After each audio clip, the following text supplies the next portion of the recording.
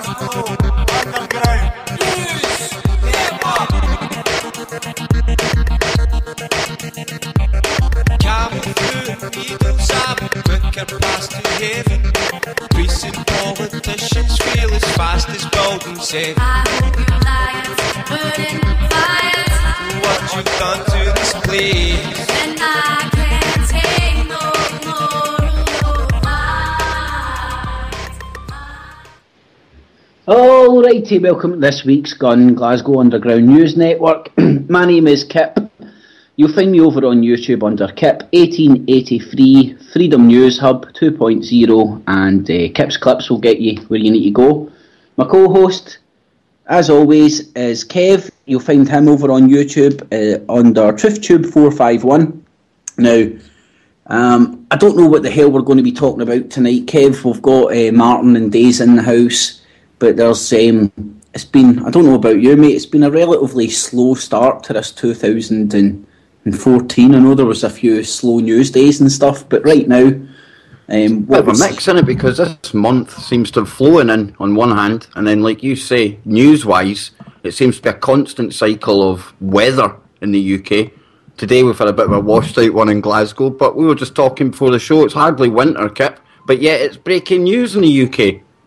Well, the weather bull crap's there for two reasons: to keep people's eye off what's actually happening, and to perpetuate the global warming thing, which is dying a death right now. But ultimately, right now, Kev, there's unrest in every corner of the globe. The financial crisis is like. Let's first talk about Ukraine. What's happening in Ukraine? Ultimately, it's because the people of Ukraine aren't standing up and demanding demanding rid of the central banks. they're in a position where, economically speaking, they need a boost, whether that's from the EU or the Russian Federation. Now, the Russian Federation's offering them access to the market and buying a lot of bonds. The EU is offering them buying a lot of bonds to upgrade their infrastructure to bring them into the EU markets. Now, nobody's actually saying what about sovereignty, because it's the central banks is going to win. And right now, what I'm seeing, mate, is that place tearing itself to shreds. And unfortunately, when you scrape underneath the surface and now, people who don't know where Ukraine is, go and look in a map. My girlfriend's Polish, right? Now, Poland and Ukraine are one and the same in the sense that there's places in Poland and Ukraine which have swapped borders a few times, I believe, 2 or 3 times. So they're pretty closely knitted in the sense that my girlfriend has family who are in Ukraine. Now, I hate to quote RT as a good source, but they've done a map of Ukraine and it was very much divided east and west, with a few very central bits in and around Kiev, very heavily contested. And it's civil war and it's horrible. They're tearing that country apart. I don't know, what have you seen when you've been watching what's happening in Ukraine, Kev? I think, as per usual, Kip, the forgotten party in all of this is probably the majority of the Ukrainian people. I don't think we can call what we're seeing genuine democratic protesting by any means. I mean, I was watching scenes last night from, it was a government building being stormed, the riot police were being set about. I've heard, I mean, I've never really looked into this area, Kip, I don't know much of the politics about the area, but I think it's quite funny and it's quite telling how just in the previous months the EU were happy to recognise, what's the president's name, Yanukovych as the president, okay? And now as soon as he started making deals with Russia, like you were talking about there, Kip, all of a sudden there's talk of sanctions going against him. They're not recognising him now as a democratic leader. So, like you're saying, it's a fight between two central banks. You've got the BRICS, who on paper are setting up a central bank right now. And again, it's just the axis, and it's just more splits in the axis, and they're all taking sides. I don't think we should lose sight of the fact that Ukraine, obviously, so close to Russia, and as you said before the show, Gazprom, a lot of interest in there, Kip. no stretch of the imagination to think the CIA, probably along with Soros, and I know Days has got a bit to say about this, that they would be keen on destabilising that country anyway. Well, I don't even think it's so much about destabilising it. I think it's more of just the swing towards east and west. Because what you had was, and this is the thing where I've even fell out with the Polish folk that I've been speaking to. I don't see it as, because all the Polish people I speak to are very much pro-European, right? Because they're obviously that side of the fence, but there's the other side of the fence inside that country. So if you're wanting to nail your flag to one of those masts, you want to divide the country, because there's a very much like east-west divide. And if you go and look at it on paper, Russia offered the better economic solution. Was it 30 billion or something, Kip? Well, I would say the figures are regardless, because I don't know them, right? But what I would also say is they're regardless, because what actually happened was, if they had to join the European Union, they had to basically throw out all their old machinery, all their old manufacturing, and upgrade it all to new European standards to be part of the EU market. On the other hand, Russia went, well, hold on, we'll accept just current standards with your old machinery, and we'll give you the money as well. So economically speaking, Russia offered them the better cards, but that's living in the paradigm of, like, why doesn't the Ukrainians come together and go, get it round the EU, get it round the Russian Federation, and go and look at the Russian Federation? This is as much a menace as everywhere else. You could argue that a balance of power is good, but you don't want the Russian Federation winning. But what's happened in Ukraine right now, and let's just have a wee swift look around the globe, right? You've got China, Japan at each other's throat, literally calling each other Hitlers, so on and so forth, militarising hardware on the borders and patrolling zones and regions. There was I don't know whether you've seen that thing that was doing the rounds, Kev, the article that got pulled. I think it was a CNN one. I did, aye. And it was the Chinese dumping bonds. It also happened, well, I don't know if this is coincidence or whatever, but that happened at the same time as the alleged Syrian Electronic Army were hacking CNN for daring to tie Assad to Al-Qaeda groups. Oh, right, I missed that part of the puzzle. Yeah, so I don't know, that's the thing. I was listening to Steve Quayle last night, and he was trying to say it was a veiled message to those with eyes to see and ears to hear that there was going to be a move happening in the Chinese market this week, and that's why it was up and pulled immediately. But I think if I had to choose anything, I'd maybe say that was the Syrian Electronic Army. But Kip, that's not to say that we should take heed of it anyway, because it's a very strong possibility that that's going to happen. Well, let's just have a look at the broad spectrum now. Everybody would classify Greece as being in Europe. They're pretty much in a state of emergency, in the sense that riots are kicking off left, right and centre. You've got rather unreported now, Kip, doesn't it? You don't really hear much from Athens. It was embedded reporters for a while, and then, zip. Okay, if anybody wants to go and take a glimpse into the future, go and look what happened in Greece. People who might not be on the side of the bankers will get arrested for having nothing more than a political view. Well, Kip, let me put this to you, right? We're talking about Ukraine and that, going with Euro or going with the Russian mob. We've said it on this programme that basically countries are corporations now, yeah? So if I was a company owner and you were a company owner, which one would you want to go for? Would you want to go to the EU when you look at places like Greece, or would you want to try just go with Russia, like you say, economically more sound? Plus, it appears to me that the dollar's going to die soon anyway, and the transfer of power will go east. Would it not be better to align yourself with the BRICS now? Well, that's what I wanted to say. I put a video out, a wee shout out about the show beforehand, and I was saying, for some time now, I've been saying this isn't a build-up to, it's not the road to, it's not ziggity-zaggity. World War III is happening. right? And it's been happening since more or less the creation of the BRICS. Even the first idea of the BRICS put down in a bit of paper. The idea of that is challenging Americans' petrodollar monopoly. Now,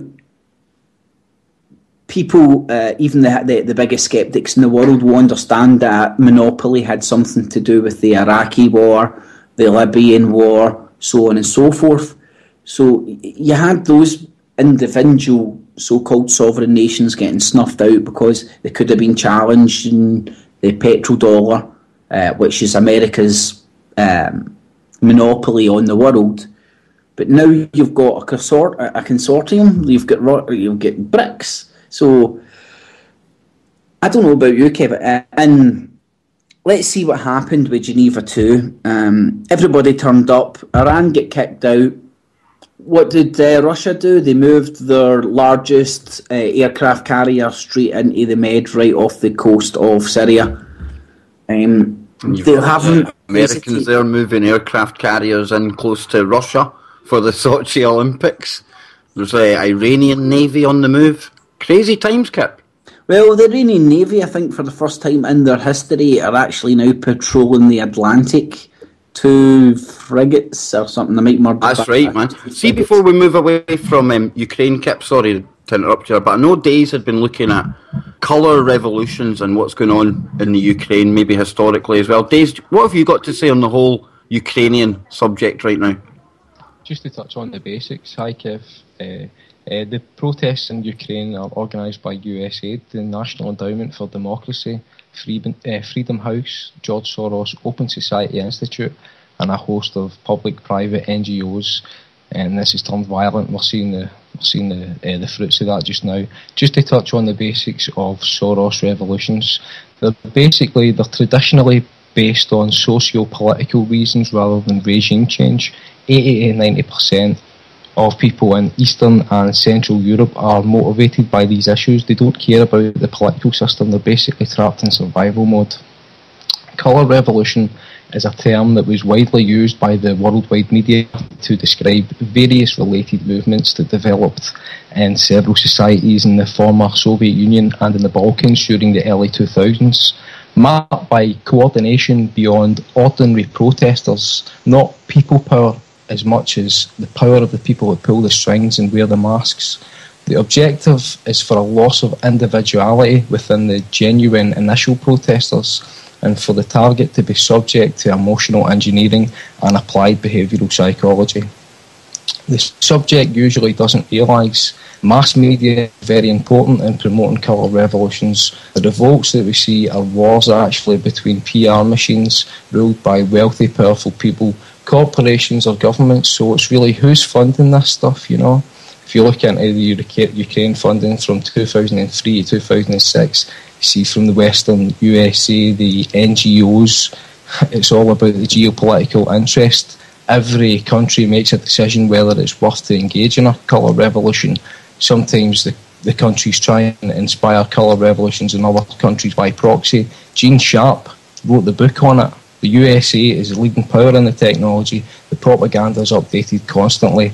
The USA have denied they're doing it anymore through McFaul, but you just need to look at Syria to see that that's not true. In the beginning, it was a colour revolution. Now it's a civil war. The media manipulation of the info war. The cost of a regime change is from $20 to $100 million. These lunatics have got it down to a science. I would even go as far as to say Libya as well. What do you think, Kip? They sparked that off. Arguably the whole Arab Spring, they say it was planned in the Grove Hotel. It seems to be all coming together now. That's why I was saying World War III, man. Like, you've got China, Japan at each other's throat. You've got even Argentina economically hitting the skids. And they were even bitching and moaning about the Falkland Islands with Britain a wee while back. Literally everywhere you turn. There's lots of little things going on, but at the same time, I know that World War III economically and stuff, trade-wise, has been going on for a while, but I still expect, maybe I'm just a pessimist, but I still expect it to go hot at some stage, and all these little, like the incident with China and Japan, taken by itself might not look like it's enough to start anything, but then when you look at the allies involved with Japan, of course it is. So just one incident, maybe, Kip, could be enough to get this going. I hope I'm wrong. Well, I want to say as well, man, I'm not saying this to, oh, well, you say, like, look at the bare facts of what's happening. There is a clear line in the sand, and the economic powers of the world have taken sides of that line. And what you're seeing now is you've got currency war between China and Japan, with them deflating their currency to try and outdo the other. And that's not to talk about their balls on the table over these wee crappy islands, no-fly zones, military pouring out every lovely fascist communist. I mean, it's disgusting. You've got armed races there. Africa's burning. You've got, I mean, like the Europeans have been there raping that continent, unfortunately, for years, and it's only intensifying recently now. South Africa didn't become the land of milk and honey that Nelson Mandela promised people. We're all coming together. Do you know what the scary thing is, Kev? Albert Pike's plan's looking pretty spot on, man. Brilliant, man. I'd heard that in a podcast the other day, and I know there's a lot of people will argue, is it right, is it wrong? It was still written a long time ago. Whether it was by him or not, it was very predictive in its quality. Regardless of where the words came from, it's working out pretty goddamn to the bloody. And precisely. That's why I hate trying to feed this. And you know, I hate a Zionist as much as the rest of them, man. But I try not to feed into that sort of a meme, because I understand it isn't Jewish people, isn't people that stay in Israel. They're all just. There's plenty of shows out there that just concentrate solely on the whole Zionist agenda. I think you've been blinkered if you just go for that angle, ain't you?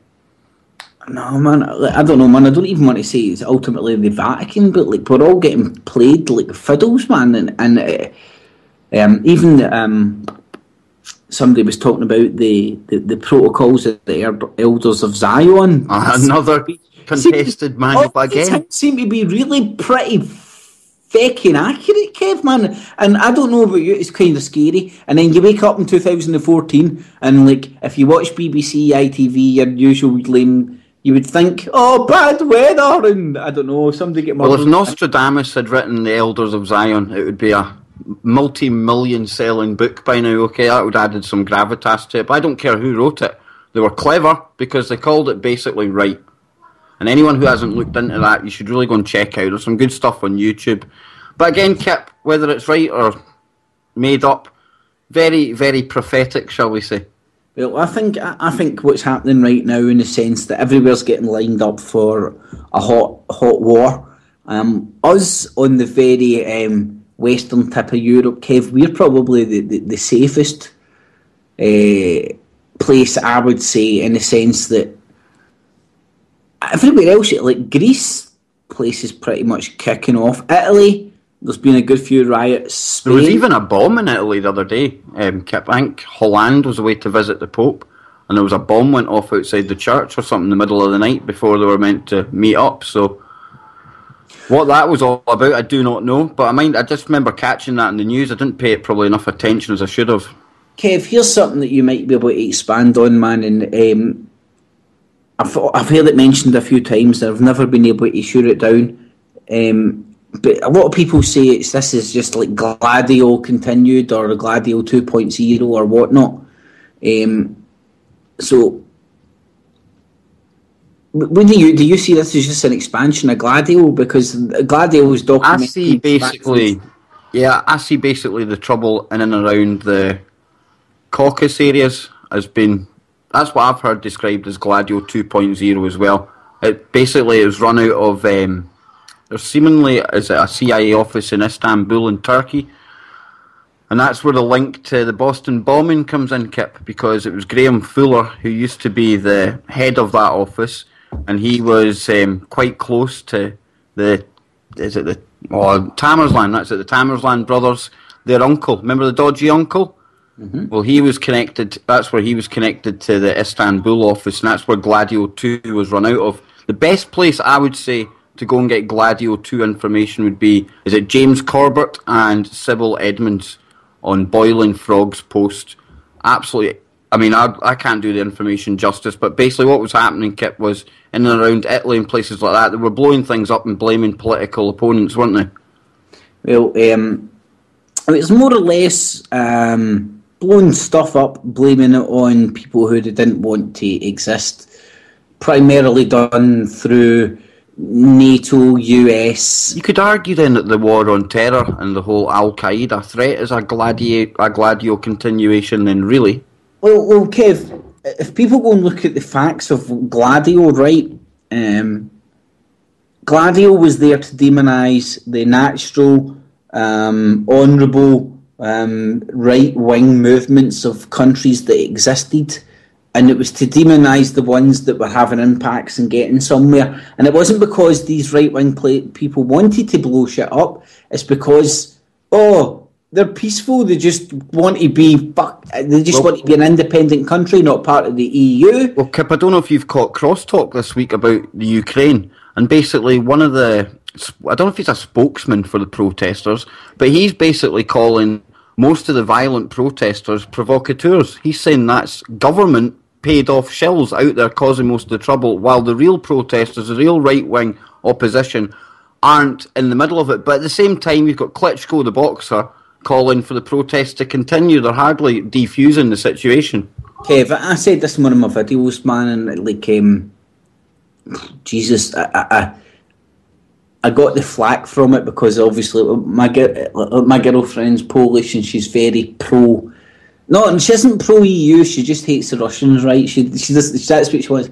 She might hate the EU equally, right? But she hates the Russians, right? But and what's happening there, man? It's you've got a boxer coming out and trying to. He's saying, "Don't be violent, but keep fighting." And I don't know about you, Kev. I want to protest and I hate this stuff as much as anybody, but I don't see myself pouring petrol on somebody and setting them on fire. Keep I seen a picture of a guy with a banner in one hand. Psychopath. There was a picture of a guy with a banner in one hand and a handgun in the other. And that's so staged to me. It was crazy, man. He's doing the rounds in RT, which led me to be very suspicious. Now here's something people need to understand, right? I think not understand, but try and get in their head when they're trying to understand this, is that if the government want to justify beating down on these people very, very, very, very harshly, they need to make the protesters look like barbarians. So there is an incentive for the government to plant people in the protesters to make them look really bad.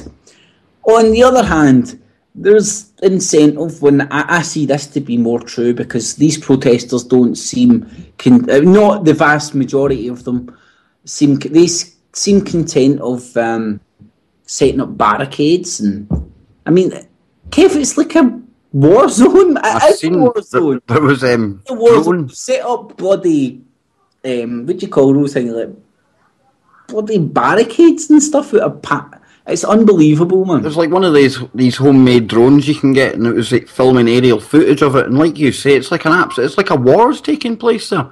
There's burning barricades. There's vehicles on fire. There's bulldozers getting taken to buildings.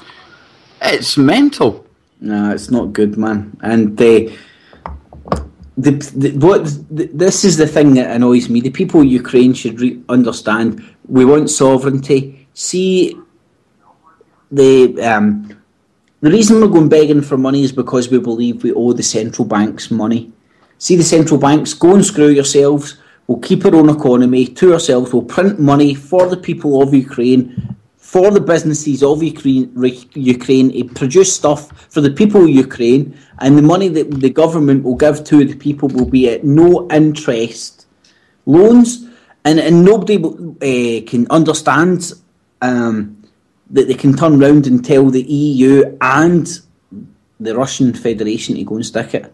Were you sniggering that, Kev? Because Days came up with a brilliant one there. We're always talking about false flaggery and ballbaggery. What we're seeing in the Ukraine right now is sandbaggery. That's what it is. That's the barricades, mate. It's all sandbaggery. Sandbaggery. We're going to be going out to the break in a minute, Kip. We've obviously touched on the Ukraine. Not too far away from the Ukraine, obviously. We're going to have the Sochi Olympics soon.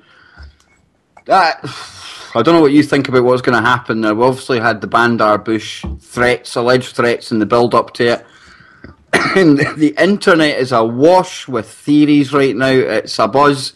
Well, Kev, I want you to expand on what you were saying earlier on, man, because it's... I will do. I've got maybe a bit of a stranger take than most on this. But I mean, I'm obviously working for my Russian masters.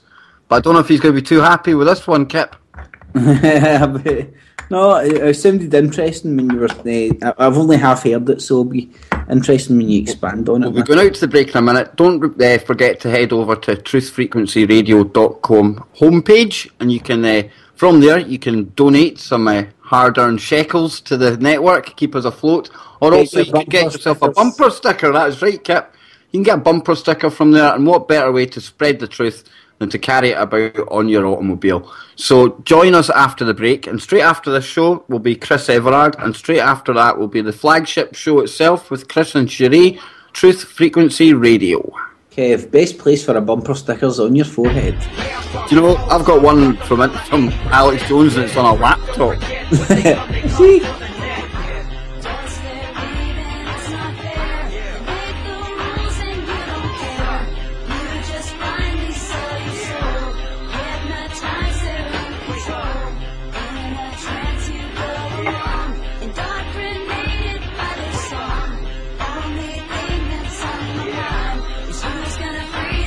Okay, welcome back everyone. You're tuned in to this week's live broadcast of G.U.N.N, Glasgow Underground News Network, live here on truthfrequencyradio.com. I'm joined tonight by my regular co-host Kip. Also along tonight is Days, and sitting in the background, being very quiet but monitoring what's going on in the news and keeping us informed, is good friend of the show, Martin. So before the break, we were obviously touching a lot on Ukraine. And then I was hinting at the fact I was going to talk about Sochi. Now, we've got the Sochi Winter Olympics coming up. Back in August, it was all over RT and many more media outlets that Bandar Bush, the head of the Saudi intelligence, and the chief funder and recruiter of fighters for al-Nusra in Syria, he had basically told Vladimir Putin not that he would unleash radical Islamists on the Sochi Olympics, but that he would not be able to stop an attack coming from his radical Islamist groups that are in, say, Dagestan and places like that. Now, all this, of course, Kip, was payback for the fact that Assad and Putin have stayed and remained tight all the way through. The chemical attack that was designed, a false flag chemical attack, in my opinion, that was designed to turn public opinion against Assad and give NATO the excuse to get in there and topple that regime, was blocked in no small part by Vladimir Putin, and by the way, by people in the alternative media as well, because I think everyone that was pointing out the false flag there done a good job. People that wouldn't even normally have looked at this information were saying to me, it's a bit strange he would use the one weapon that would bring the world down on him. So here we are, coming up to the Sochi Olympics, and the internet is awash with the fact that there's going to be some kind of attack on Sochi. We've seen the ring of steel that has been erected around that games, as you see with every major sporting event now. Let's not get this wrong. And I'm sure the West would love to get some egg on Vladimir Putin's face. He's invested so much political reputation on these games. It's like his baby, his idea, and he wants to show the world just how great Russia is. It's a showcase for him. He's a showman. And it's just that very fact that makes me think maybe we're looking at this the wrong way, with Bandar Bush being the one instigating an attack on Sochi. An attack on Sochi, if it was by Bandar Bush or funded by him, that wouldn't even be a false flag, because it would be carried out by Islamist groups and they would take the blame for it, all in the name of embarrassing Putin. Now, how about this though?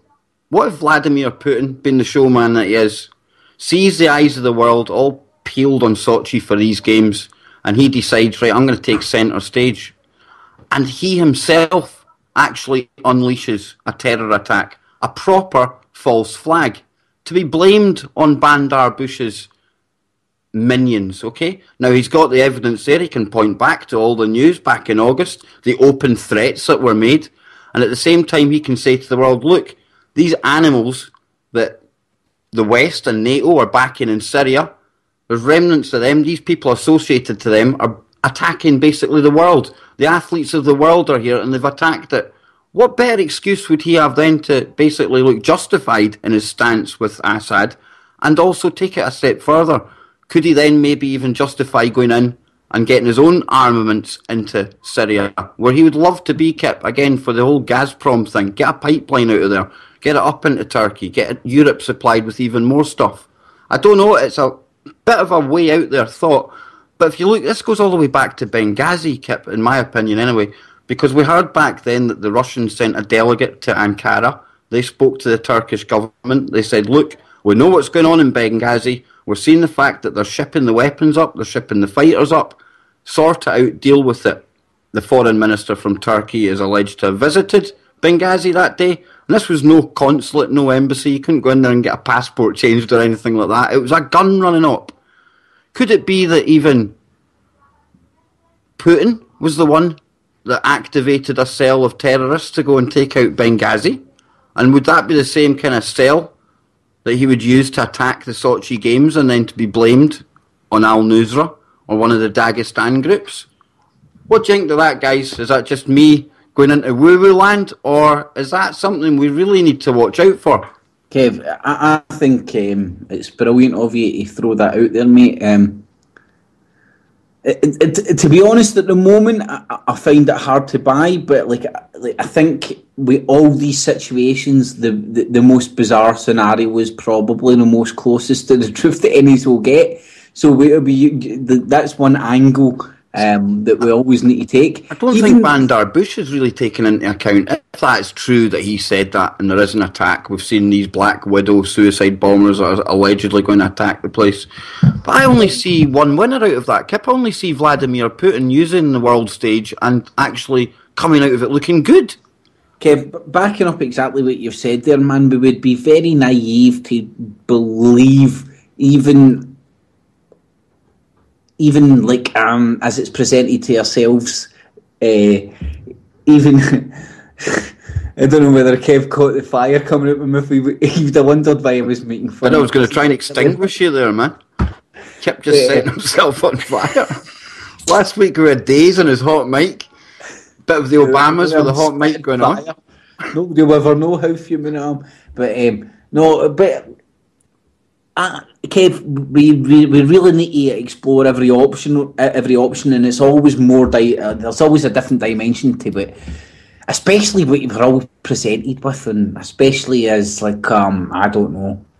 On first inspection, it's almost more deep and probably the complete opposite. And then if you think that it's the complete opposite, then it's probably complete opposite again. They always like to keep you on your toes, but it's very hard. We always say it off camera and that, but they're uber clever. The tactics that they use, they've been hundreds of years in the making. These guys know what they're doing, and the propaganda machine, it's well oiled.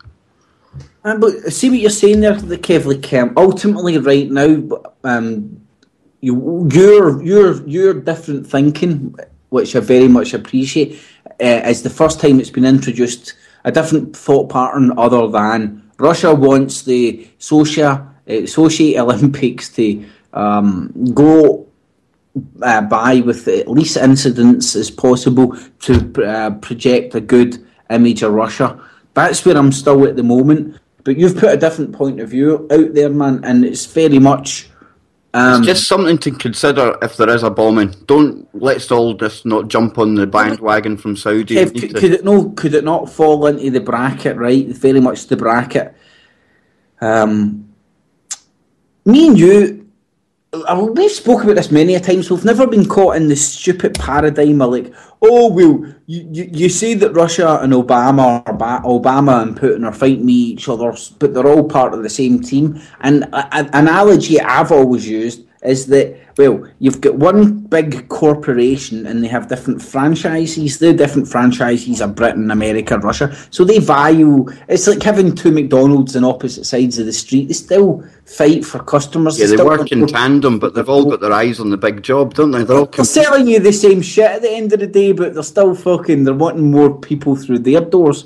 So ultimately, that's what I believe Russia. So, I mean, It was back in the G20. I think that's where the ultimate chaos, sorry, Kip, may come from. The fact that when they were approaching this new world order, they always talk about the chaos they need, and the chaos would come from the fact that all these individual parties would want to remain at the top. They would want to stay at the top of the pecking order. And obviously with the militaries that they've built up, it's unbelievable. Now we're even hearing about the US Army replacing their soldiers with robots by 2020. This is going crazy. This Terminator stuff, Kip. Do you remember I can't remember if it was the G20, G8, I think it was in Ireland, Putin, Gino, and Obama, and you heard them and they were like, this was a very tense time in Syria as well, and they couldn't agree about anything in Syria, but the few things they could agree on was like, oh yes, we disagree on this, we disagree on that, we disagree on that. And black is white, Putin was saying, and Obama was saying, it don't matter if it's black or white. But anyway, and the one thing they could agree on was like that, but hey, hi Hitler, we need to clamp down on tax avoidance. And then you get Arnold Schwarzenegger turning up in gyms. I've seen that this week. That was just ridiculous. Along with Justin Bieber, two of the most ridiculous stories to hit the news this week. And I don't know if you caught it, Kip, but it was MSNBC, I believe, or MSLSD, because they must be on LSD. They cut off a senator or a congresswoman talking about something pretty important to bring you the latest breaking news. Justin Bieber crashed a car, or he didn't even crash a car, he was just driving a car and got caught. Big wows. Did you see my Justin Bieber clip I put up? I did, mate, I did. Did you see mine? I seen yours, man. I was let down, man. You spoke about the wee prick. Mate, unbelievable. And it's still in the news today. He was on a beach today, you know. Just in case you missed that one, he was out on a beach today. I'm going to be scunnered because there's something I really want to speak about, actually, because this is quite scary. Perplex me, and it's a very big divider. Now, me and you are both hitting fun at these people that are obsessed with Justin Bieber and stuff, right? Oh, yeah. Have you seen the lizard eyes? Was it UFO Hunter? I see he put a video out of I've not watched his one yet. Justin Bieber shapeshifting. He slowed down the boy blinking. I don't know if I buy any of these shapeshifting ones, man. Kev, this is the scariest thing, right? You know me, man. This is kind of... I seen this Justin Bieber thing coming across my emails and stuff. I was like, right, where's the source of this? Where's the source? I want to see the source. The source, AP's YouTube channel, directly for AP, right? So I'm like, right, okay, downloaded it, put it into my Sony Vegas, went through it frame by frame. Don't you dare tell me he shifts, Kip. It's there, mate. It's on the AP. It's on the AP feed. Okay. They're like categorically fact, right? I'm not saying it's real. I'm not saying this guy's a lizard, right? But on the AP feed, the Associated Press, which tends to be very close to the source, right? And this is what I'm saying. I am not saying it could not be manipulated. Ultimately, I can still watch it, right? And I can justify it being a glitch. I can because if you watch it, it's like a bleeding. See, I think, when you see these things, that's what I put it down to. I put it down to glitches. It exists, mate. It has not been put there by W7. It hasn't been put there by anybody, mate. That's the thing that freaked me out about it. Because I was like... Maybe I'm a hypocrite laughing at it because, you know, Kip, I really do love David Icke's work, and he obviously covers a lot of this stuff. But I've told you before, there's maybe 95% of it I buy. It's this 5% with the shape-shifting. But I get, at the same time, Kip, I'm not ruling it out. Not at all, man, because I don't want to be hit 10 years down the line when they prove that these things happen. I don't want to be proved wrong, you know what I mean? What I know is I went, the closest to the source I could find was AP. They're reporting it as footage took from the courtroom in America, live footage. Now, if you go and watch this footage, it's pretty low quality, Kev. It's blurry. I believe it was a video feed of Bieber, wasn't it? Well, I'm watching the feed that's on AP. That's my ultimate source, and the stuff I got on AP, and I fucking I watched it back, Kev, and do you know how those? Do you know how those ones where you're dead skeptical, but you still get the hairs in your back of your neck, and you have to keep checking again. And do you know what? I would hate to live. I would hate to wake up one day and never have those wee hairs in the back of my neck stand exactly. up. The heebie-jeebies, the willies. Deez, what do you think of the whole shape-shifting and Justin Bieber fiasco, man? What's happening here? Have you seen the video that Kip's talking about? Well, I would keep my mind open to the reptilian thing. I think in a fractal universe, anything's possible. I think Justin Bieber is a distraction and untalented and choking the airwaves for real musicians. Couldn't agree more with that. I mean, he shot to fame at the age of 12, I believe. His mother was pimping him out on YouTube. We're probably hypocrite saying that. We pimp ourselves on YouTube, man. I can't believe you say he's not talented. Hey, the guy's done everything he can in music. He's given it all up. He's hanging up his microphone. Hopefully he'll pull up his trousers soon as well, because I'm fed up of seeing his pants hanging out. Right, hold on, right, can we, let's draw a line. We've well wasted enough time on him. In fact, I just want to say one thing. My video of Justin Bieber was nothing about Justin Bieber. I'd just like to say one last thing on Bieber as well. Unfortunately, we're now witnessing the decline of him. He's getting filled up with that drink that they're all on. It's a mix of medication and some sort of Lucozade drink. They're all going mental for that, and I don't know what else he's on, but we'll be witnessing a sort of Britney episode coming up, so stay tuned for that. I think his best bet of getting back into the limelight is maybe getting a gig at next year's VMA and twerking with the Baphomet or something. Something like that. Maybe Jay-Z will sign him up and give him some Do As Thou Wilt t-shirts on the back here. I want to say I wish him all the best, man, because how much I despise what he stands for. As an individual person, he doesn't deserve the ringer that he's been put through. I just hope he doesn't go all Macaulay Culkin and just totally go off the rails now. That, like you say, we pull the piss, but that's only because he's so force-fed to us through the mainstream. I think it makes him open target. Days, think about what that guy's crime was. He could play a guitar and he put himself in front of a TV camera and they loved him. Can he play the guitar? Aye, man. You go and watch Justin Bieber in the beginning. Right, okay. Well, sorry. See his music, see the message. He's been corrupted, man. He's been corrupted, absolutely crass, and it doesn't say anything to anybody about their life. Or it's Well, look at the fans that were outside the hotel after he'd been released. I mean, what is it with these fans when they actually hook into an idol like that? It's as if they detach from reality in some way.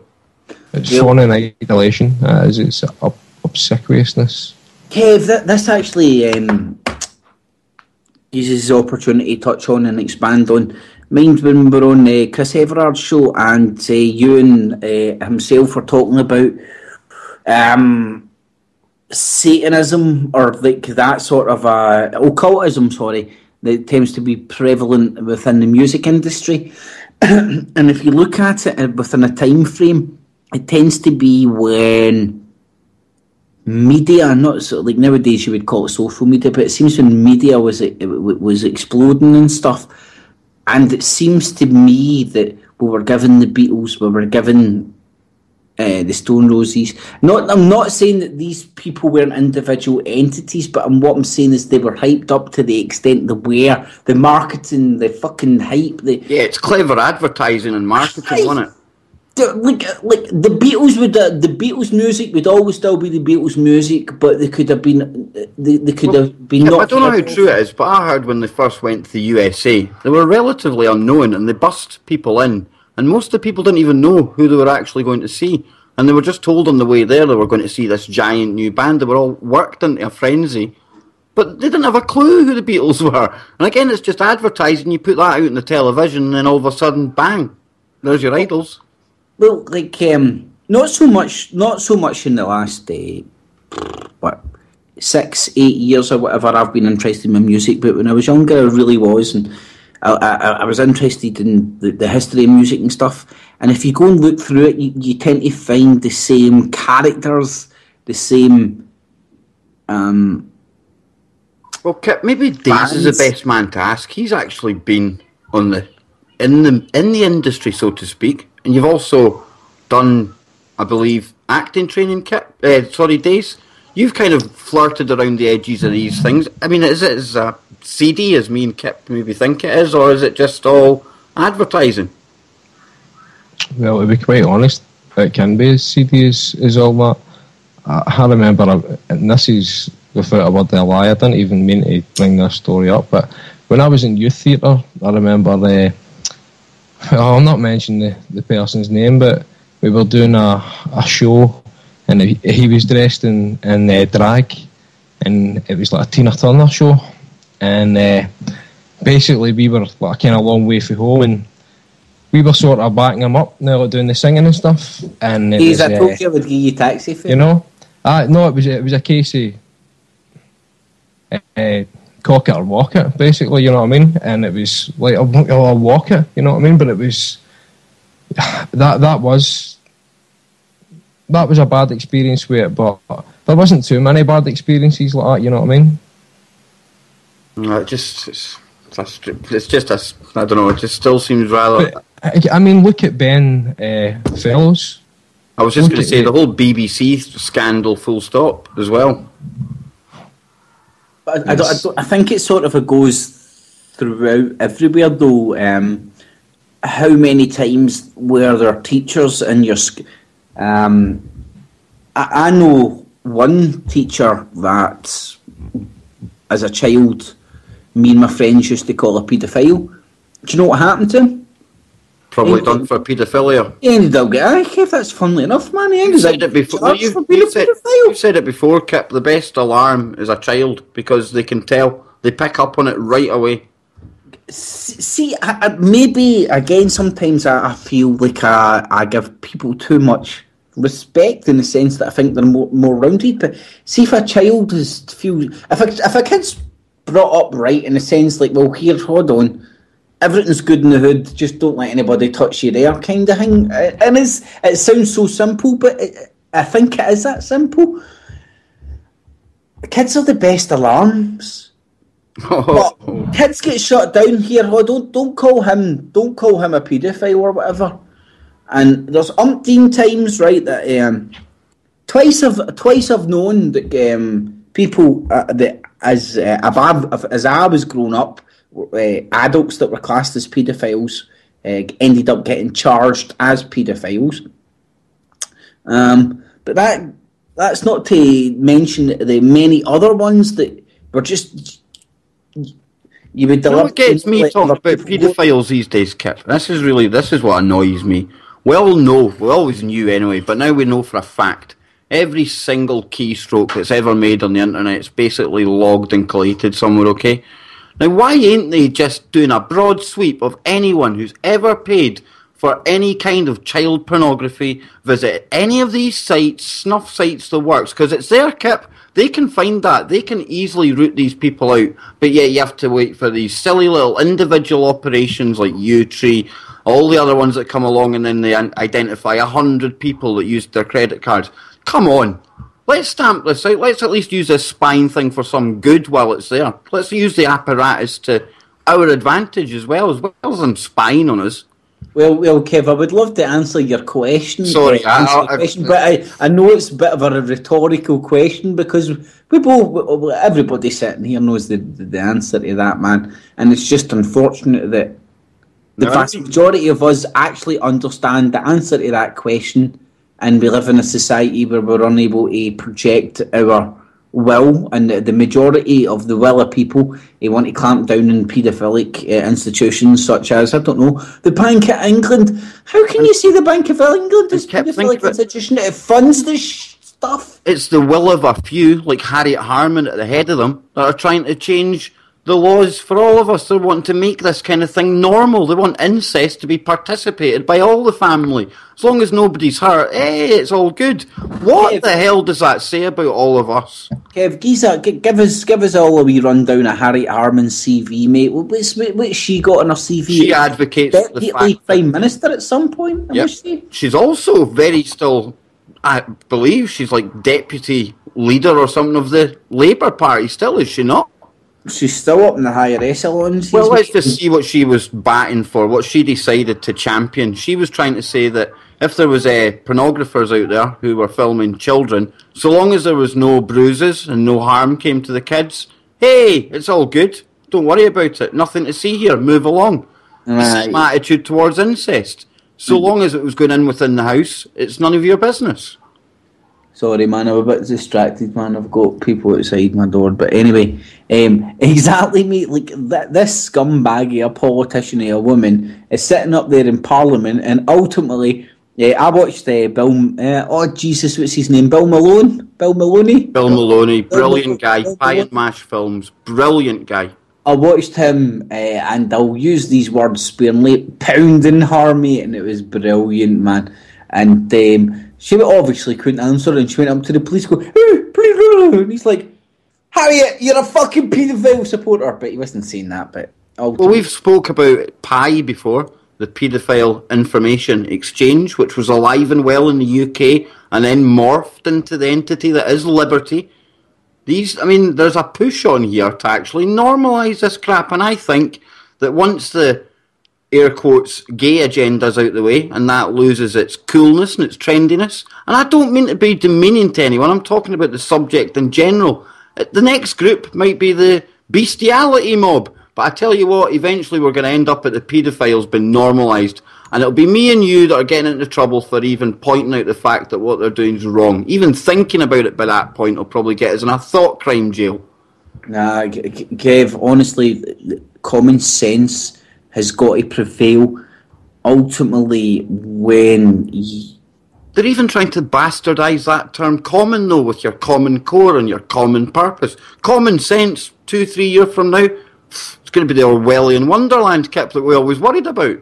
No, I see them rebranding communism as common purpose, common beliefs, common beliefs. It means like a wee bit of this, a wee bit of that. You need to be aware of how important the concept of a mastermind is, and Luciferianism as well. Well, we're just going out to the break, so when we come back, I'm going to launch you straight into that kind of thing, because I know you're kind of well clued up on all your stuff like that. Kip, what are you going to begin into after the break, man?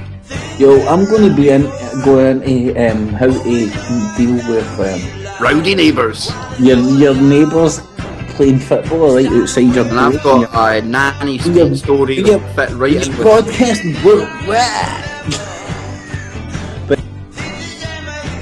Okay, welcome back everyone. It's hour number 2 of this week's live broadcast of G.U.N.N right here on truthfrequencyradio.com. Don't forget to tune in every weeknight to Joe Joseph on the Freedom Link, followed directly after that by Popeye. 2 great hosts, great friends, 2 of the most genuine guys I've ever spoke to in this movement, for lack of a better phrase. Now, before the break I was talking about Days launching into some Luciferian type stuff. But as per usual with G.U.N.N, we've had a conversation during the break, and it prompted me to bring up a story about... Well, wait till you listen to this, folks. You won't be able to make this... Tell us, Kev, come on. Oh, Kip, this'll have you spitting mad, man. I'll just give you the headline here. Neighbours, and it says, quote, should help problem kids. Ofsted chief says that your neighbours should knock on the door and make sure that the kids are up for school on time and eating a proper breakfast. And for doing that, local councils will reward them with £10 for being good citizens. Now, I don't know if you remember MSNBC coming out with a clip a short while ago saying that your children basically don't belong to you, they belong to the community. Well, this individual here, a Mr. Sir Michael Wilshaw, and I know Days has been looking into this character at depth. What he said is, and I quote, a child is brought up by the village. Again, getting rid of the parents, hinting that the child belongs to the whole community. So Days, I know you, sorry Kip, but I know Days has been looking at this character, Wilshaw. What have you got for the audience tonight, Days, about this individual? Well, as you were saying there, that good citizens should be given financial incentives to knock on their neighbours' doors in the morning to make sure their kids are up for school.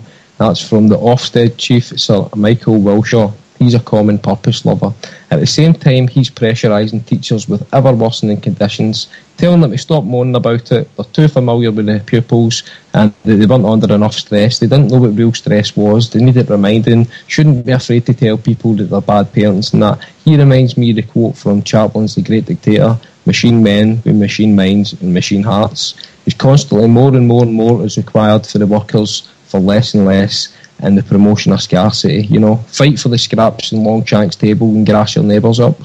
The Chief Inspector of Schools, he's went on to accuse staff in the Department of Education of briefing against these organisations. So you've now got Sir Michael Wilshaw. He's now fighting with Gove. Did you catch that, Kev? I didn't, but you had mentioned it before the show, but I hadn't actually seen that myself. Well, basically, he said that he's spitting blood. I mean, the language out of this guy at every turn is just vicious all the time. It's another thing. He's blaming Gove's department for the briefing. A source close to Mr. Gove said that no one had encouraged the attacks. The two think tanks both confirmed they were working on reports on Ofsted, but denied their work was being done with encouragement from the Department of Education. So it's basically... It's just more of the drive to undermine public confidence in the existing institutes in order to prepare the consciousness for the draconian solutions to their self-created problems. I mean, it's absolutely crazy. On top of that, you've got another school, they're actually starting to fine parents now when their children are late for school, and it's £60 to each parent, Kip. But what do you think, Kip? What do you think is going to happen the first person that comes to a door in the East End of Glasgow to inspect whether their neighbours are having a nice nutritious breakfast for their child? How's that going to go down, man? Well, that's what I was saying. Days, expanding what you were saying there, mate. Where was that it came from? Are they putting that in place or whatnot? What exactly is it? Sorry, you're asking. They putting what in place, sorry?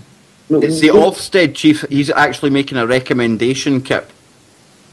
Oh, he's just making a recommendation. They've not bothered to shuffle it through into a parliamentary bill yet, but hey. No, he's just he's a character that's really worth watching, And you say he's common purpose as well, yeah? Every time you hear him out, it's everything must be done for the common purpose and common purpose, this and that, He's Mark was just saying in the text there as well that schools are going to be charging parents when they take their kids away during a school term. Well, Kev, see what you were saying there, man. I heard the thing about schools charging them, not turning up in time and stuff, and it breaks down to it's this code and this commercial corporate law that's coming in above every sort of a common sense, any sort of a resemblance of what was right. It's just getting it's getting discarded by this corporate code, and well, so correct, mate. So correct. Aye, Days, it doesn't matter if it makes sense. This code says that it does. Aye. Do you know what I mean? Piss in this guy's mouth. Oh, here, hold on, that doesn't make sense, but this code says you should do that, so it does make sense. I mean, that's the retardation of the world we're staying in. A bit of paper overrules common sense. It's even without even going into this free man and sovereign crap, it literally is what is right and what is wrong. That's it, mate. It's the Luciferian doctrine and inversion. They want to turn everything upside down and rule in hell. You know what I mean? Basically. Get away from the natural law. What are people going to comply with these? Do you know what I mean? Well, what is the final straw for people? What is the line in the sand? I ain't going to do what? I mean, you ain't going to... I thought we'd have seen it a long time ago, but is anything going to actually jolt people out of this matrix that they're in? Well, I think, like Days touched on it about the colour revolutions, what's happening in Ukraine, what's happening in a broader sense of every corner of the globe right now. I mean, my advice to people would be stay away, don't go to any mass protests, Don't put your head in the way of any batons. Don't let riot police crack your nut. I don't think we can change anything by protesting anymore, Kip. I still will go to protest, right, because it's a good outlet and it's good to be seen to be actually voicing your dissent at things, okay?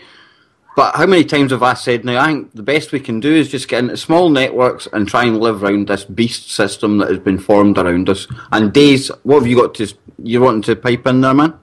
Just something quite important regarding the upcoming protests, and it ties back into what Dom was saying a fortnight ago. Chief Constables are to press the Home Secretary Theresa May to authorise the use of water cannon by any police force across England and Wales to deal with the anticipated street protests. The Association of Chief Police Officers says that the need to control continued protests from ongoing and potential future austerity measures justifies the introduction of water cannon in Britain for the first time. The London Mayor Boris Johnson has already announced a consultation on the introduction of water cannon onto the streets of London, ready for use this summer 2014. This could tie in with what the UK column were asking this week. Where is the evidence of any upcoming protests? And if we think back to what Don was talking about, the upcoming manipulated protests, if you were listening to them, that's how they're going to bring the people together and control the head in front of the heart of the protest. And this could well be part of the counter-force to spark martial law, the water cannon. So get ready for the show. We'll probably be down there among it all, but it'll be interesting to see how it all pans out. It can't be any wetter than it already is out there today. It's been raining for about way over 80 days now, I think. It's absolutely unbelievable. If Noah was still about, he'd be building another boat. Well, people need to stop watching weather and whatnot, man. It's only been raining. At least we've not had any snow, as we were saying earlier on, Kev. We've not got the global cooling as of yet. The wettest January in the whole of history, man. It's just miserable. The wettest January, Kev, but we've not seen one snippet of snow in the central belt yet. So that is a good thing. And if that exists for another month and a half, we're all good to go, man. No snow, I'll be a happy man. This is very true, but I think it's on the way, man. I was seeing pictures on Facebook today, but then again, can you believe anything on Facebook? You're saying Dumfries? Yeah, Dumfries is pretty covered. I'm pretty sure when I phone my mother after the show tonight up Inverness, it always gets covered. It's like, it should be in the Arctic Circle, in my opinion. Well, down south it did snow a couple of days ago. Whoa, there he is. Martin's alive. He's joined us. We thought he was under the weather tonight, but it's good to see you on board, Marty. How are you doing, man? Yeah, I'm good. Thanks very much. Just out partying last night, so I didn't want to ruin your show with loads of spiel. No, at all. Always welcome, man. Anytime you want to chip in, just you shove your hand up. So what else is going on in the news, Kip? What else have you been looking at, man? Well, I think ultimately, if you take a spin round the world, you've got we've very much spoke about Ukraine, the North Korea fires getting poked, the China-Japan thing seems to be getting very much propagated as well. That argument is not going away. How about the HSBC with their restrictions on larger cash withdrawals? Kev, I seen your video on that, man, and you were outraged, and I thought you weren't outraged enough, if that makes any sense, because it is outrageous. It is, no, it really is, Kip. I mean, imagine having to explain to anyone what you want to do with your money. Well, Kev, can I explain, like, I'm pretty much it's even I'm interacting with people, especially banks, right? I'm a prick, and I've found myself closing down a bank account at a certain point because a guy told me I couldn't withdraw. In fact, I can't even remember what was it. You can't withdraw under a tenner. It's some of the ridiculous rules. I'm standing. I'm like, sorry, like I'm asking you just to withdraw some money. It's like you can't withdraw anything under £10. And I'm like, so you're leaving me an option here. I need this money. It's your money. They're looking after it for you, man. Kev, mine's is a peasant. Mine's is a real peasant. Well, I heard it described to me as basically, see when you put your money into a bank, what you basically are is an unguaranteed lender. Because they take that money and then it's not held in the bank anymore. It's put back into circulation. It's gambled with. It's not there. They don't even have the money. They use it. So basically, you're unguaranteed. So at some point, they'll do the Cyprus haircut and call a bail-in, and you've got no comeback. Kev, in the very layman's terms face of it, under fractional reserve banking, as you rightfully said, they multiply it by 10. They'll take £1. I think Northern Rock were going up as far as 17 at one point, Kip. Well, I'm not going to. I'm not going to numbers tossed anyway. I'm not going to say you're lying, mate, because I very much believe it. Because like I say, it's all lottery numbers. But see, tying into this, or maybe it doesn't tie into it. But tonight you've got Sunday night, everyone trying to make purchases that are with Lloyds or TSB. And my partner, she works in a store. She came in saying there's big problems with that card. Transactions ain't going through. ATMs are down. And I'm not saying that this is the collapse that they're talking about, but I think this is exactly how it would happen. You would see a few banks maybe having problems issuing large sums of money, people taking their money out to act against some kind of bank run. Then on a Sunday or over the weekend, the problems begin. And then Monday morning, before you can even get to a bank to get your money out, bingo, boom, the game's over, man. Well, Kev, you're spot on. What would a modern day bank run or collapse of the market look like? The modern day market has never existed. It's never existed in the same sense. It's all digital. So the collapse is going to look different this time around, and exactly what you're saying. The cards aren't going to work. That's going to be people. So people that have got money in their back pocket and stuff. Oh, I'm okay, but my card isn't working. I'm pain in the bum. And then it's going to be that drip, drip, drip panic effect, Kev. And then that's when potty sales are going to go up, my friend. It's very cliche, but if you don't have it in your hand, it's not yours. So you can have as many of the fake notes in that bank as you want, but it ain't worth the money the paper that it's printed on if you don't have it. And if it goes tits up anyway, what's it worth? I mean, I don't know much about finances and stuff, Kip, so I can't advise anyone, but I believe gold is the way to go. I think Days is wanting to chime in, man.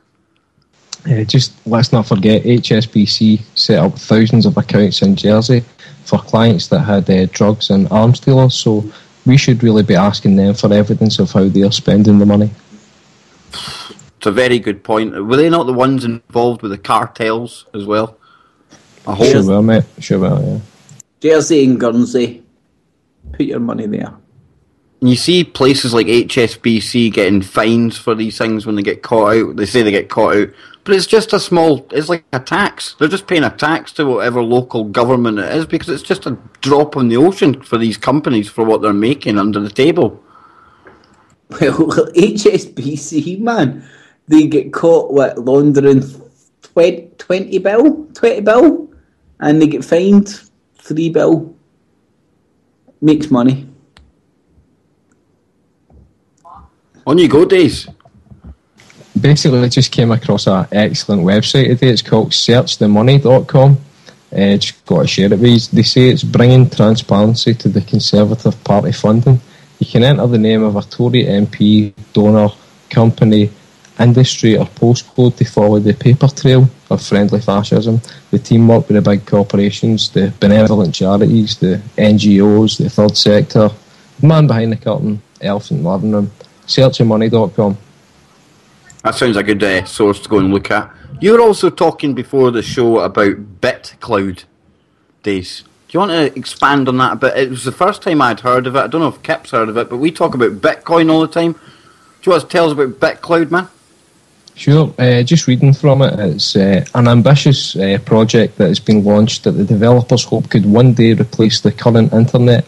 BitCloud aims to harness the same methods used to mine bitcoins to provide services currently controlled by internet service providers and corporations. Individuals would perform tasks such as storing, routing and providing bandwidth in return for payment. The founders are searching for developers for the project. We will start by decentralising the current internet, and then we can create a new internet to replace it, they said. Just as Bitcoin miners provide computing power and are rewarded for solving complex mathematical equations with a virtual currency, so individual net users will be rewarded based on how much bandwidth they contribute to the BitCloud network. Adding the profit motive to the equation gives this project a chance to succeed where others may have failed in the past, reads the group's white paper. A currency known as cloud coins is proposed to underpin the network. If you're interested in privacy, security, ending internet censorship, decentralising the internet and creating a new mesh network to replace the internet, then you should join or support this project, the group said. Among examples of new services, the proposal describes how YouTube could become WeTube. WeTube can act as a replacement for YouTube, Netflix, Hulu, SoundCloud, Spotify and other audio-video streaming services, it said. Artists would be paid a percentage of advertising revenues. Critics may question how a model can be sustained, but the success of Bitcoin suggests that such decentralised networks can work. Online retailer Overstock began accepting Bitcoin payments earlier this month, and recently Google revealed it was looking at ways to integrate many key decisions that are going to be made within the BitCloud protocol. Basically, they have a basic idea of how everything will work, but they need assistance from programmers and thinkers from around the world who want to help. Sounds good, but what's the bets that's round about now that DARPA, a front company, or a CIA front company come in with a lot of programmers, a lot of money, and hijack what was a right good idea? Well, Boing Boing co-founder Cory Doctorow blogged on his site that using market forces to allocate resources on the internet is an old one, and he remains sceptical that it can produce optimum outcomes. And what do you think, mate? It remains to be seen. But as we were discussing earlier, the success of Bitcoin, it's been... Meteoric's the wrong word. Every time anybody uses that, you know, a meteor falls, doesn't it? But I think that's Bitcoin's meteoric rise is sceptical at the best of times. I mean, people don't just rock up with a crypto blah blah blah currency that you can go that in a couple of months is getting rocked out in dispensaries and stuff. And it's like, hey, just try this technology, man. My name is Ishi. And it's just such a scam. But anyway. Biggest fan of the Kipcoin. Yeah, buy Bitcoin. I'm not saying don't buy Bitcoin, make money off. I don't know if it's worth. I don't even know what they're worth anymore. But I think probably that ship sailed a long time ago. You maybe had to get in right early with that one, because I know there was people that rightly or wrongly made a shed load of money, man. But like everything else, what goes up must come down, and it certainly has peaked out by the looks of it. I haven't been keeping my eye on it, to be honest with you, Kip, since we looked at it briefly on the show. It kind of fell off my radar altogether. It was as if it was even on mainstream media. It was doing the rounds everywhere. Everyone was kind of talking about it. It was a buzzword. See, trying to keep serious right now while Kip's sitting with a Tintin hairstyle, it's kind of hard here, folks. But I'm doing my best, you know what I mean? I'm doing my best. It's no Tintin, it's everybody knows something about Mary. I know your favourite guy in the whole world over the past year or so has been Edward Snowden, right?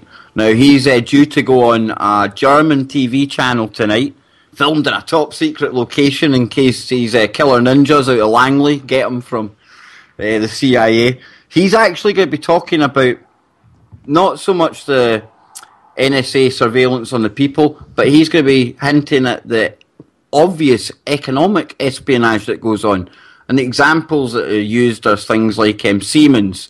If Siemens are creating or developing a new system, if it's for the national interests as opposed to national security, if it's national interest for America to get their hands on that technology, what they actually do is they'll happily go in there, carry out a bit of corporate espionage, steal blueprints, whatever it takes, and that he's going into that aspect of it now. But quite tellingly, he actually says it's not for him to say how the editors, i.e. Greenwald, releases the information that he has, but he would go on to hint at what I've just been talking about. So it'll be interesting. Do you trust Mother Jones, Kev? You know who Mother Jones is? I do, mate. I do, right? But do you trust them, man? If you don't, do not trust Snowden. Never. Snowden's money keeps running towards Mother Jones all the time. This is the thing. I know that you like to focus on Snowden. I'd rather just focus on the information that comes out of it. Now, be it controlled or whatever, I just take the information side of it, Kip. And I know that Snowden's got definite issues, man. You've pointed them out to me. I'd be a fool to say that he was a genuine guy from the start, okay? Definitely stuff going on there. I'm not a denier of that, mate, at all. But it's his information that I like to actually concentrate on and what can come out of that. Well, like, the information isn't anything that nobody was saying beforehand. But even if it's just information of more prevalent, it's still good, in my opinion, that it's out in the open. Now, we used to be, even if it's from the point of view as you'd get laughed at when you'd say, "Oh, we've been listened to," and all the rest of it. Right, which we did. do you want me to tell you ultimately, right, this is a scary thing. Snowden's going to get used for not legalising, licensing. That's what the word I was looking for. Licensing journalists and stuff. He's going to be used as the example to call somebody, "Oh, look, he's a legitimate journalist and he's not."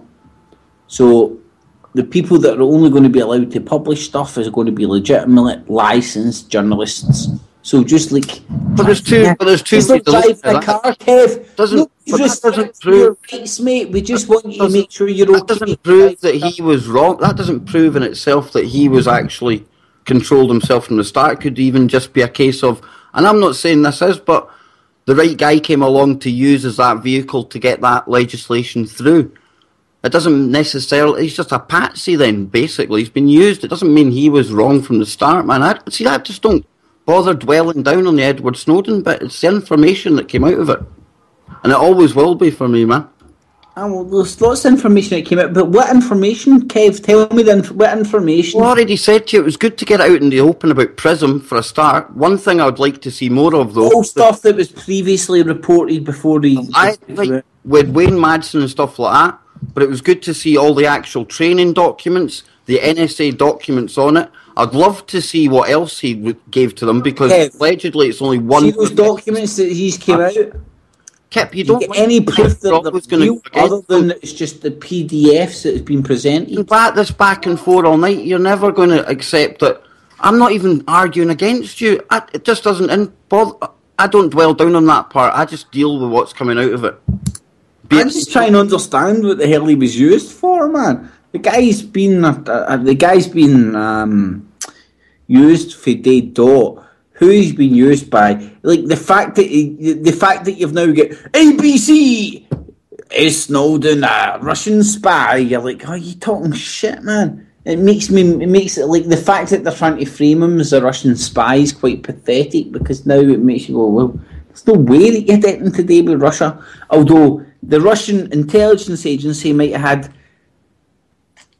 helped out the CIA in MI5/6 and helping Snowden bring down the NSA, because the NSA were growing out of their bounds. That's what I can see. That's what I think I can see happening. Maybe I'm wrong. Well, it's good to use Edward Snowden, what he came out with, to point out to everyone else the surveillance state that was allegedly set up to protect us from the scary Muslims and these terrorists hiding in caves. All along it was looking at us. I mean, only today we've had 7 out of 8 terror suspects in the UK let off their tough surveillance measures, but at the same time there's random checkpoints in London treating everyone as if they're suspects. So join us straight after the break. We'll be getting into more of this. Okay, welcome back, listeners. You're listening to G.U.N.N, Glasgow Underground News Network, and its last segment has sneaked up on us already. Tonight I'm joined with my regular co-host, Kip. Also along for the ride is Days and Marty. Right, guys, just during the break there, I got a bit of a phone call, and I've had some good news. I applied for a new job the other day, and it would appear I've been accepted for the next round, and I'm going down for an interview. That job, if you missed it, pays a grand total of £14,200 a year, and I am going to be the chief runner of the bath. That's right, guys. I'm going down to the palace. I'm applying for Lizzie the Lizard's job of chief bath runner. Can you believe that crap? She's actually wanting a peasant to go and run her bath. I'm sorry, but I wouldn't urinate in her bath. I wouldn't urinate in her if she was on fire. Did you catch that one, Kip? Did you see the Sky News? Absolutely. Oh, they're idolising her. They were absolutely... This was the best job in the world. You should be grateful you're getting paid a pittance to do this. Not only that, you'll get to clean 700 windows. Minimum wage to work in the palace, mate. It's unbelievable. They literally are using us and abusing us as serfs.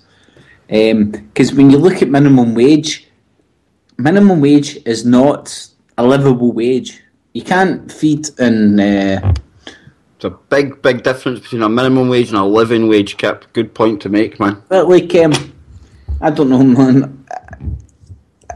I don't know. I would take the job, but I would probably use it for bad purposes. But shh. I thought that was her slithering into the bath there. The snake that she is. I thought she bathed off the tears of freshly abused children at the hands of Prince Philip. Seriously, that whole family just...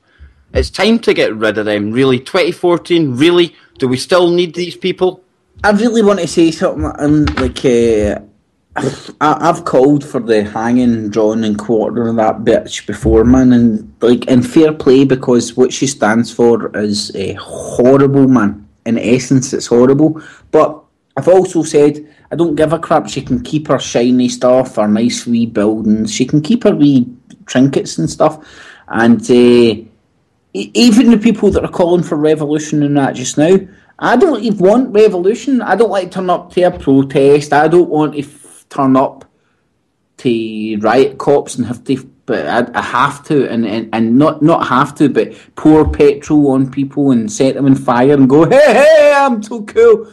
I just want to go somewhere else and go, I think we're doing the right thing here. So see this cardboard box. Left alone, man. They just want Kev, this cardboard box, this is our parliament, right? So let's get everybody, just bounce round this cardboard box. It might even just be a cardboard box, but it's our parliament. Get people around it. And surely if even, they try and kid on, they've got the right to rule us through people voting them in and stuff. Surely if you get more people turning up at the cardboard box than you do at Parliament, we win let's get more authority. It sounds simplistic, it sounds stupid, but... That's why I wonder what would happen if nobody voted. What if they just didn't play the game, Kip? What if they just put up the polling stations and everyone said, nah, not today, not this time. Do what you want. Just batter in, man. You do anyway. That's what I want in the next election. I don't want anybody to vote. I want everybody to turn up somewhere else and register somehow, some way, by maybe burping live on radio. I don't know. A burp off for Prime Minister, man. Boris Johnson would win. I love Boris Johnson. He's absolutely crazy, man. Oh, he's just... Can you imagine him standing up at the UN talking for us? It'd be absolutely superb, wouldn't it? Cycling on a bike. But see, the thing is, Kev, I think that guy's an absolute muppet, right? And I'd be quite happy to give him his wee pocket down there in London. But unfortunately, the way he sees it, he says that London's the imperial bitch. So he sees it's the British Empire and stuff. So he doesn't see it as like, he doesn't want to rule his wee sort of his wee principality. He wants to project his power elsewhere. Whereas I'm quite happy. I want to go back to city-states and stuff. I want the independence, the sovereignty to be local. Yeah, I see it was shafted either way, man. Anyway, we're shafted. At least with Boris, we'll get a wee giggle with some of the crap he comes out with. Ah, man, stab that guy in the eye, man. At least it'll give you a fun. At least it'll give you a funny. Oh my God! I think I've got a knife hanging in my eyeball. He's an idiot, He's man. like something from a Monty Python sketch. He's just an accident waiting to happen, man. See people who settle for Bobo Johnson. That it's a real sad state of affairs. It's even worse than being. I would rather be an imperialist than accept Boris Johnson being a representative of some sort of a species of human being. The guy is a fucking mop with fucking 3 strands.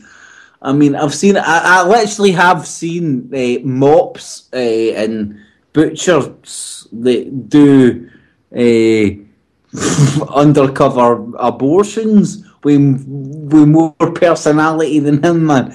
I mean, mops, he is a bad... Oh no, man, Bojo for PM, man, he's the man. That's the man to lead us into the future. That's the scary thing, Kev. If we don't get the Eton fucking Cambridge cretinous cabal out right now, if we don't manage to stop them, block them... Days, what's your take on old Bojo? You're sitting there laughing away, man. He loves Bojo. BJ. Aye. Closing the title.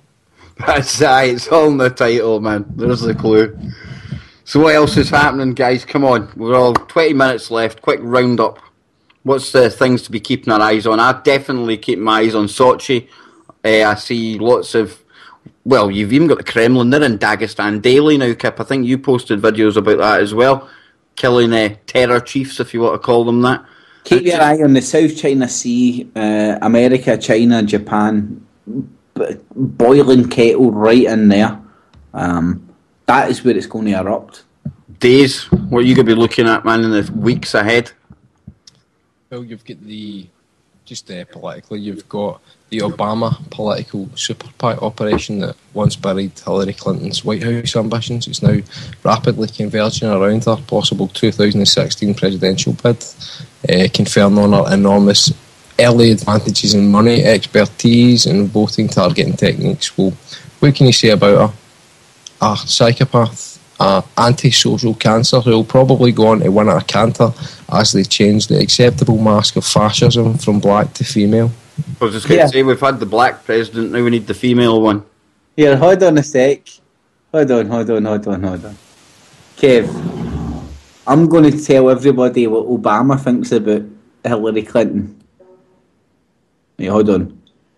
The whore. Right. The whore. I don't know what I think Obama thinks Hillary Clinton's. I think he called it right. Did you catch the clip I put out about that? About Obama calling, just saying the whore? He said so, he put out a video clip and he was meant to say the horror of 9/11, right? But it sounded like he said the whore of 9/11. He must have read his teleprompter wrong. One of the few times you get the truth out of him. Even a broke clock is right twice a day. The Obamanator, the Obamanokio. Of course, he's all, what is it he's saying now? He's unpopular because he's black. He's playing the race card now, man, 6 years in. He's unpopular because he's a cunt. He's unpopular. Aye, he's just a crap president, man. So it's over 2,000 drone killings now, isn't it? So he's a mass murderer. Let's get it right. Well earning that tag of Nobel Peace Prize winner. Bringing peace through love bombs. Well, guys, do you want to hear something new that I found out the other day? Right, I don't know whether you are aware of this information. You know this guy he's an Israeli guy and he's called something right? Now, I can't say his name right, but he's the Israeli. Yep. You know who I'm talking about, Kev? The nuclear dude. Nuclear secret guy, man. Yeah, man. Now, how many years was it? He was 15, was it? A long time, mate. I don't know the exact number. Long time. Now, do you know the first thing that he said when he got let out of Israeli solitary confinement after 15 years? He said Israel killed JFK. Right? And then I was like, well, because I've been put in lots of different directions about JFK and stuff. But when I went and looked into, well, why would Israel want to kill JFK? Right, we'll go and look into it. Because JFK knew about their nuclear stuff and wanted to stop it. Because that was the process when Israel was stealing the technology and implanting it into Israel, and causing what is happening right now. So, when I look at JFK, it just disheartens me, because here we are, how many years on? 50 odd years on, and yet we're still none the wiser. It's all the different theories. So when you look at 9/11 and you look at the truth movement and that, it's sad to say, but it's disheartening. We'll never get to the bottom of these events. And aye, Kev, we'll never know the real truth. Exactly. It's unfortunate, man. You're banging your head off a brick wall then when you think about it that way. Kev, we'll never know the real truth, but do you want me to tell you the truth? The truth, the only truth I know is that we don't know the truth. No, well, like I don't know, right? What I would say, ultimately, what I can say, and like I don't know, it makes me sound fluffing, anti-Semitic, because it all seems to point at Israel. But then again, it all seems to be very Israeli orientated. JFK, Israel, man. Well, certainly the Israelis, I want to know what those Israelis on the van filming the whole event were all about. That's one of the things that gets me when you look at 9/11. But the only thing, when people ask me, because in the work I'm the conspiracy theorist, so they always like to ask, well, what happened on 9/11? And I can't ever tell them my own theory, because there's that many different ones I've got an open mind on. Days, he's even brought no plane theory to me, and initially I totally laughed at that, but now I'm more open to that than I ever was. So I just tell people that all I want is a brand new independent as you can get, an investigation. Kev, you try to tell me there's no planes. I'm saying that just for a pure wind-up. I know, mate, I know, but when Days first said it to me and when I first seen it on the net, I'll admit I absolutely, not Days so much, but when I first seen it on the net, I laughed my tits off. I thought it was ridiculous. But over time, as you look at things and more things come to light and you consider more things, I certainly ain't qualified to say it was or it wasn't. Oh, I'm opinionated as fuck, and I definitely have courage in my convictions. What I don't have time for is people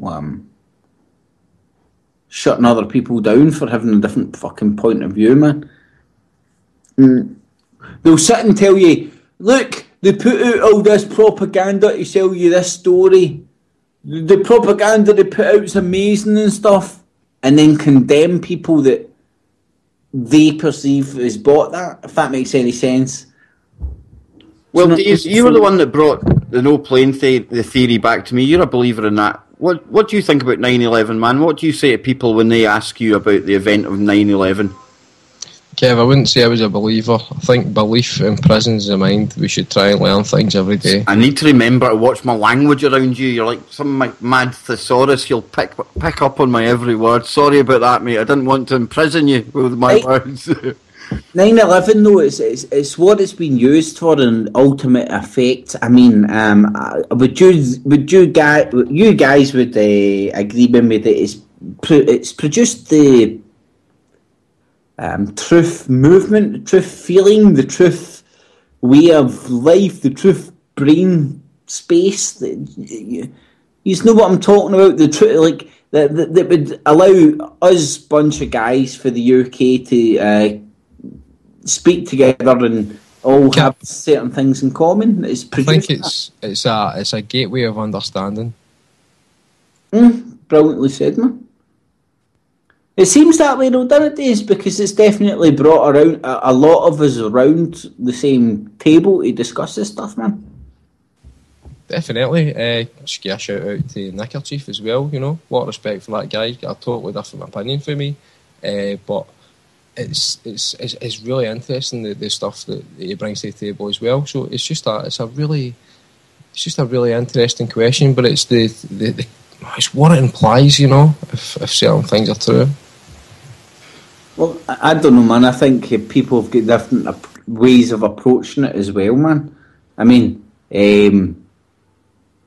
Jesus, I have a different opinion for everybody. In fact, I think I maybe go out my way sometimes to try and have a different opinion for everybody. But like, ultimately, I want to approach it in a way of it's something to discuss rather than go, he thinks grass is only green because people are all colourblind.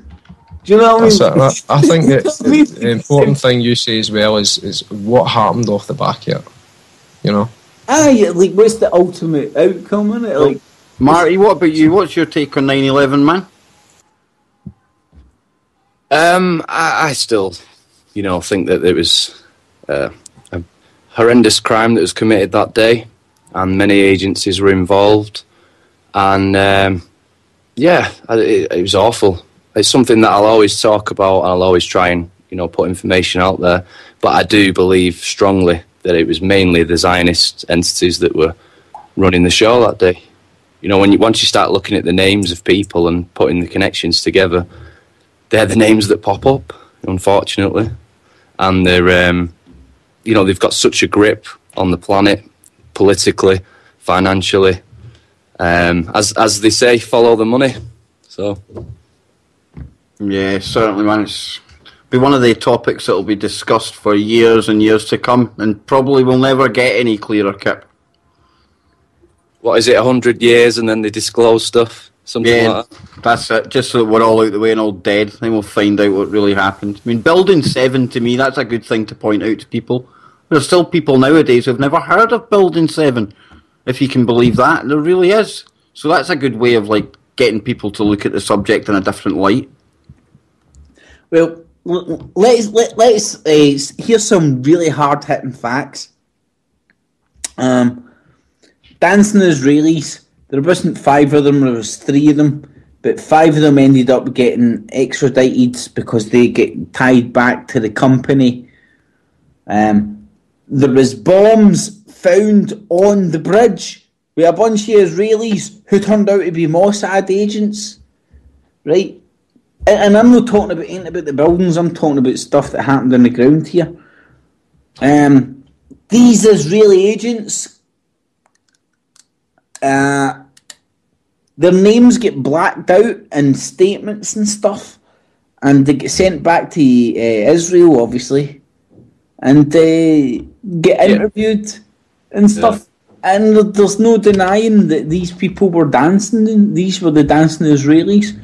I mean, they were asked, weren't they, on the show? They were asked, why were you there? And they said that they were there to document the event. Now, how did they know the event was going to happen, And it's the typical kind of tech-savvy agents that you'd see, the young guys and the kind of surfer-type looking and long hair and stoner stereotype. One of them had dreadlocks at the time. And people see like these James Bond agents kind of thing, and it's not like that. You get young kids, young lads, they just blend in, and the people that you'd think least was some kind of agent, and that's just how it is. Here guys, superhero thing out there, and it's men in black suits, but it's not always like that. Guys, none of us are religiously fundamental, but we're all from Britain, so we understand how people can be so can subscribe to such an ideology, and like you might think what I'm talking about. Think of a football team, how much we can see that people subscribe to a football team and can buy into that, and they really can buy in, but hopefully I don't know, Kev, what are you saying? No, I'm listening to you talking about the Israeli angle, because I think there's a big Israeli element to it as well. It's just fascinating to hear, because I know Marty's looked at this a lot, and I think it was the show you used to listen to. They definitely looked at a lot of this stuff, and I think it's good for the listeners to hear. What Kip's saying makes sense there as well, because you can see these football fans and you're like, imagine if they were that worked up about things that were actually important. If only they could look at the Glasgow model, though, and instead of bombing places, just all have football teams, and we could have, like, leagues around the world, and we could just, like, have football to decide things. That's it. Cut off Prince Charles' head and kick it. We'll have, like, Al-Nusra United versus, like, Al-Qaeda Rovers. In I mean, Well, they even apparently stopped fighting on Christmas Day to get a kick about, didn't they? they certainly did. That was World War One, was it not, Days? Best of my knowledge, mate.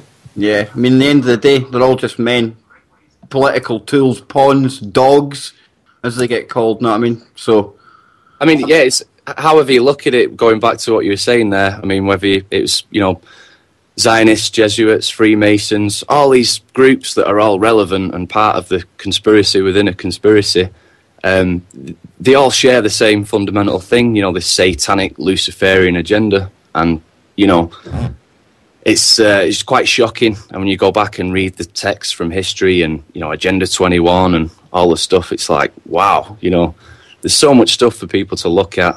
But it's hard to know where to start, I suppose, when you first look at all this stuff. See, Mark, what you said there's really good layman's terms for anybody that's just picking this up for the start. I mean, like what you said, there's a very because ultimately, man, like I love every conspiracy, but people try and pigeonhole it when ultimately it's a collective. It isn't the Masons. It isn't the Jesuits. It isn't the it is a collective, overarching, global, multifaceted. That's just power, isn't it? It's just people that have power and sway and influence. Now, it's horrible to say, and it makes it look like you're picking them out, but it's church and religious spheres that have more influence than others. I mean, I'm not religious, I've studied a lot of it and stuff, but it fascinates me, but I see a lot of problems in it. But at the same time, I wouldn't be surprised if there's some dark force that we don't even understand that's manipulating these guys to do what they do. I mean, that's far out there, but... The word religion actually comes from religare, Latin. It's to bind together or to thwart from forward progress. It's to literally retard. Retard and religion means the same thing. David Icke touches on what you were saying, Marty. He basically says that the religions were put out there by, be it the Anunnaki, the reptilians, whatever title you want to put on it, to keep us away from looking at the real gods, the real creators, to keep them in the shadows, because they know it's easier to rule from the shadows. I mean, if you imagine the people of the planet all shared the same ideology and everyone got along together, imagine how powerful as a planet it would be. We'd be conquering other planets and God knows what if we wasn't concentrated on this phony war on terror and all this sectarianism.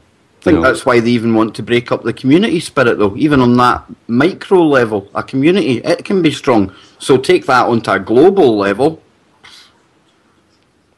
Oh yeah, the effects are just devastating eventually.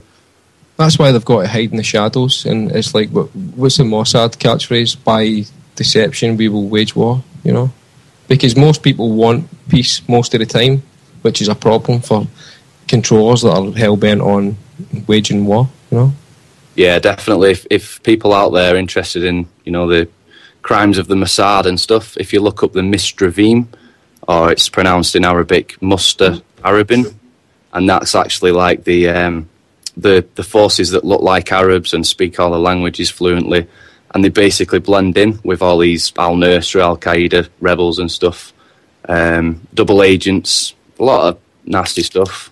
There was actually a Mossad chief that was spotted with the FSA last year. New article that came out, she's there fighting with them and stuff. Not surprising in the slightest. And then in the news today, you've got the Israelis, they're beefed up security on the Golan with their crack paratroop regiment, expecting some spillover from Syria that I don't see coming in any way, shape or form unless the West tell them to. Well, Syria, I don't know about you, Kev. Syria seems in a real good position to wage insurgents into somebody else's territory. Hellier place, the old Syria. See your pal get 18 months there. Okay. Yes, I was absolutely heartbroken for Tommy Robinson. Wasn't it Tommy Robinson? That's a fellow. Was it mortgage fraud or something like that? Yep, 18 months for mortgage fraud. He tweets it was a stitch up. I will be sure to be writing to him at Her Majesty's pleasure, so I will. Well, I couldn't have done a nicer bloke. Got a wee piece on him as well, but I'll maybe leave that to next time. Well, we've only got 50 odd seconds left, so been great joining you all tonight, guys. Kip, another great show. Amazing, mate. It's been absolutely fantastic. I've only actually realised that we were still on air. And on Days, Marty, thanks so much for coming along. I hope listeners enjoyed your stuff. You'll be joining us every week now. It looks like it's the four of us and then some. Well, we need to do the rounds, mate. Like yourself, TruthTube 451, Kip's Clips, Days Independent News. I'm going to fake that up. That's the one, mate. Days Independent News, but how do you spell it? We'll come back to that. Martin's, where's Martin's? DJ Northwest. Yeah, that'll do. I believe. And that's us for another week, folks. Boom.